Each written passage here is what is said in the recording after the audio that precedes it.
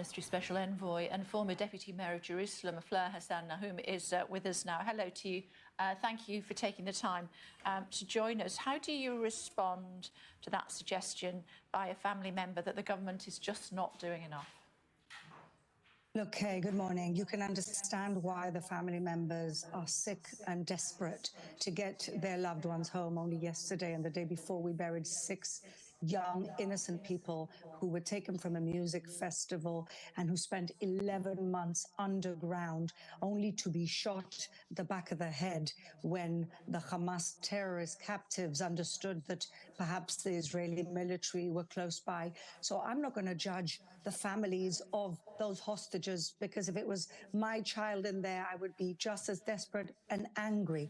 But we have to face the facts, and the facts are that Hamas has been offered 5 and 6 deals over the last few months, and they are the ones who've said no. And how do we know that objectively? Because Antony Blinken, Secretary of State of the United States, who's been intimately involved in those negotiations, has said again and again that it is Hamas that have continually said no. And so whilst I understand the frustration of those families, and of course, more could always be done, absolutely. But ultimately, it is Hamas that are being intransigent. It is Hamas that shot those innocent hostages. It is Hamas that are not interested in a deal. And that really is the truth. And it's Mr. Netanyahu who says that we need to finish the job. And by that, I'm sure that he means to get rid of Hamas, in his words, once and for all, because if you don't do it now, in 20 years' time, you'll find yourselves in the same position again. So I suppose the counter-argument would be that he is equally intransigent. Well, ultimately, we left Gaza in 2005 in order to give the Palestinian leadership a chance to create a pilot state, a state. And what they did with all of the aid that were given was essentially build a terror network. And the piece that Netanyahu is currently insisting on is to stay on the border between Egypt and Gaza, because against any agreements that were signed with everyone, what happened is that border became the entry point for all of the terrorist infrastructure, for the rockets, and for everything that they have used to kill 1,200 innocent civilians and capture these hostages. And so you can understand, when you're looking at the big picture, why we can't allow for that entry point for all that armament from Egypt to be unmanned by Israeli security. We trusted the Egyptians, and this is what happened. So are there ways to get around that? I'm sure there are. We all want the hostages home. I'm not here to defend any government policy. What I'm saying is that it is Hamas that is solely to blame for all of this war, for the casualties on both sides, and for essentially creating a terror state instead of a better future for their own people. But an increasing number of Israelis who live in the country are disagreeing with the Prime Minister. I saw posters yesterday of his face with a bloodied hand on it, tens of thousands of people taking to the streets and suggesting that actually it's Benjamin Netanyahu who doesn't want to do a deal until he has stamped out Hamas.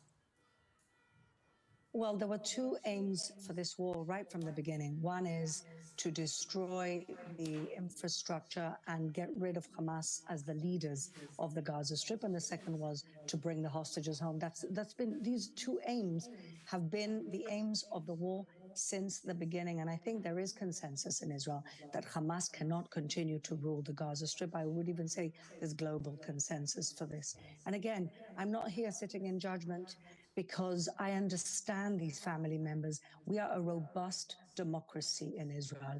And so people are critical of the government, as they should be in any democracy, for the government to do more to get their loved ones back home. I'm not going to say that they shouldn't feel frustrated and angry at the government, but what I'm saying is that the people, the address to blame for all of this carnage and all of this suffering, and for the intransigence of not cutting a deal, is solely in the shoulders of Hamas. And also we can look at the interlocutors like Qatar and how the world should be pressuring them rather than Israel to capitulate on something so essential for the continued safety of our country. I know that you are close to the family of the hostage, Tal Goldberg, Hirsch Goldberg Polin, whose funeral took place yesterday. How are they? They're very strong people who left no stone unturned to try and secure the release of their son and all the other hostages. They are heartbroken like the whole country is. I've known Hirsch since he was a kid. He was a wonderful, wonderful boy. And we're all in deep, deep mourning. So you can imagine how they are after 11 months. And really, Kay, we really thought that we would be able to secure his release. And the parents became international ambassadors for that. And they did such an incredible job. And so the fact that this had to have such a sad ending, such a tragic ending, we're all completely broken by this. The chief rabbi here in the UK has been critical of the UK government for suspending some arms licenses, 30 out of 350 to Israel, at least for now. They say it's not going to be a blanket ban at the UK government, but nevertheless, the chief rabbi is not at all content. What is the reaction in Israel? Well, from a practical perspective, Kay, it's insignificant because it's something, you know, first of all, it's not Britain that is ensuring or supplying the majority of Israel's defensive equipment. And so logistically, it's insignificant. But symbolically, it's not a good thing the day after we're burying hostages that were shot at the back of the head, that the UK is doing something performative. What are they trying to say? That they want Hamas to win this war?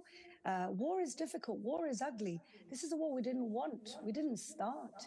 And so, yes, it does hurt a little bit. Is it going to be the be-all and end-all of how the war turns out to be? No. Even the Times this morning wrote an article talking about that this is mainly a performative or symbolic action. But I don't understand why the day after we've just been burying our young people, our young innocent people, Britain has to come up with such a headline. For what? Okay. We must leave it there, but thank you, as always, for taking the time to join us. We very much appreciate it. And congratulations on your new position. Thank you. Thank you.